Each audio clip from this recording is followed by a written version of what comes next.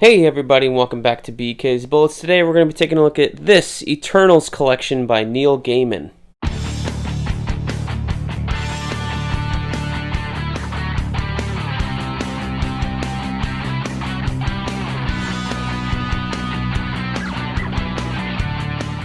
Hey everybody, and welcome back to BK's Bullets. As always, I'm your host, Brent, and today we're talking Eternals by Neil Gaiman and John Romita Jr., one of the all-time greats.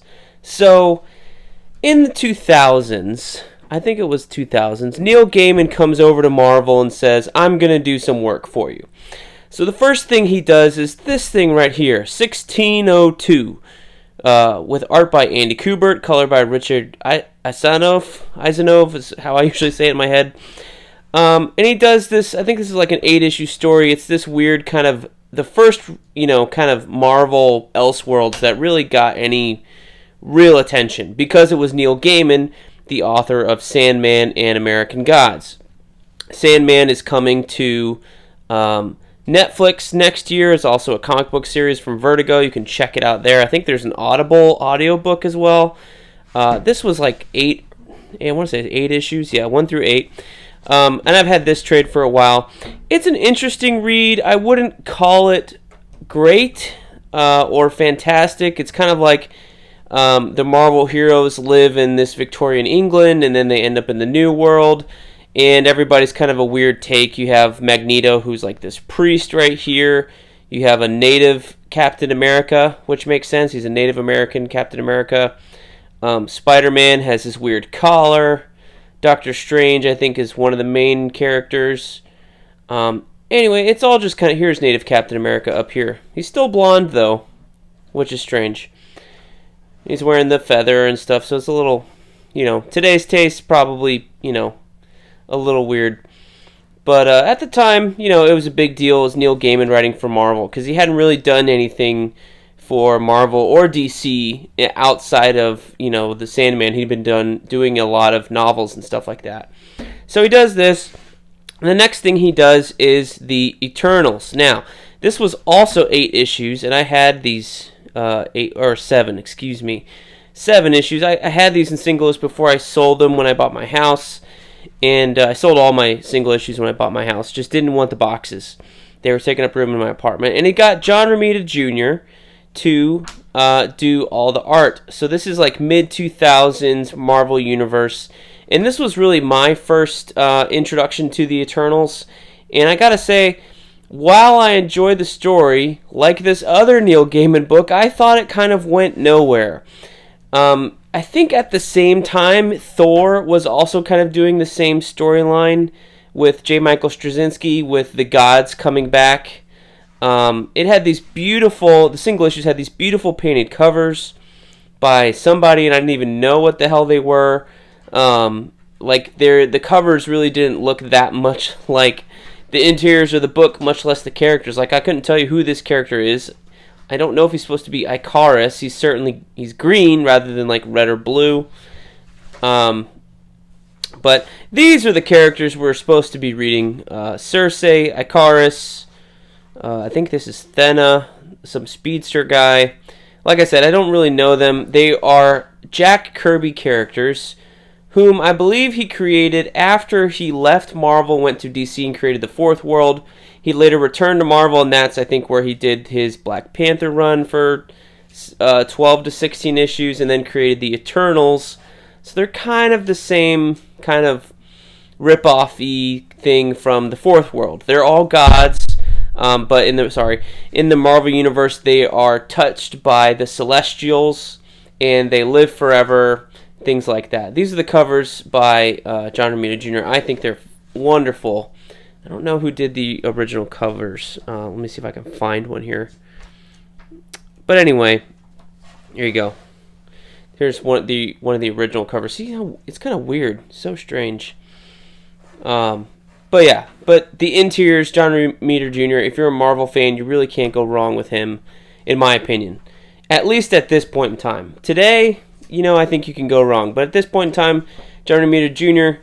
Inked by Danny Mickey and Tom Palmer, two of the greats, with Tim Townsend, Jesse Delperdang, Klaus Janson. So Klaus Janson kind of in my opinion, kind of ruins John Romita Jr. He's too heavy.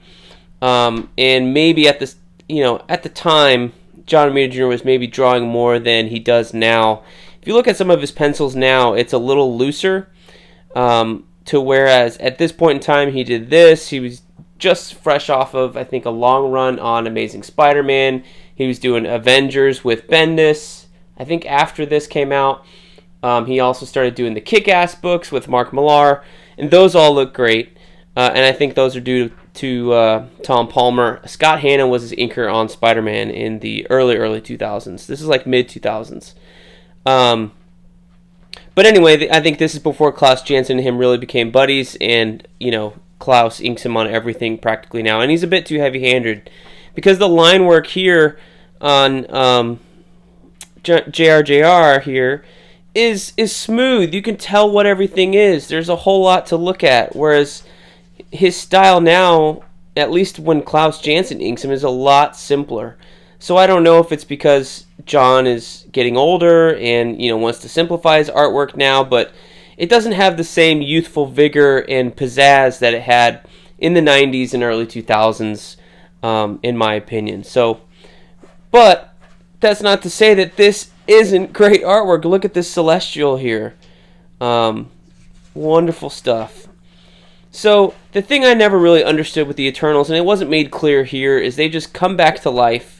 They've been gone for a long time, and so you have Ikaris searching for the other Eternals and kind of awakening them, which is the same thing, like I was trying to say earlier, that was going on in Thor at the time. You had Thor going around finding the Asgardian gods and awakening them in their mortal shells. Never truly got clear of what was going on in this book, so I do need to reread it. The Eternals always battled these things called the Deviants. So way back in the day, even before Mankind, the Celestials, these big robot guys, came to Earth and experimented on the proto-humans, I think, like Neanderthals, whatever. And so out of that, you got the Eternals and you got the Deviants. The Deviants are the monster-looking guys, and they've always kind of been in hiding for like a long, long time. But the Eternals and the Deviants are always at war with each other. So you have them interacting in this series with Iron Man and some of the other Marvel characters, but you never really saw the Eternals come back into the Marvel Universe after this. There was a series after this with Charles and Daniel Knopf, which I did order. It comes to me next week. There's a new trade paperback of that complete run with Daniel Acuna artwork. I think that picks up where this left off. So I'm interested enough to try and read it and understand it. Because of the Marvel movie coming out, if you didn't know, we were already supposed to have an Eternals movie. You'd probably have it on DVD by now. It was supposed to come out in November of 2020. It's starring two guys from Game of Thrones. You got Jon Snow and Robb Stark in there, Richard Madden, and, oh gosh, Jon Snow's name. The actor's name, I can't remember. He's playing Black Knight. Angelina Jolie is playing this character. Kumail Nanjiani is playing one of these characters, maybe this guy, I'm not sure.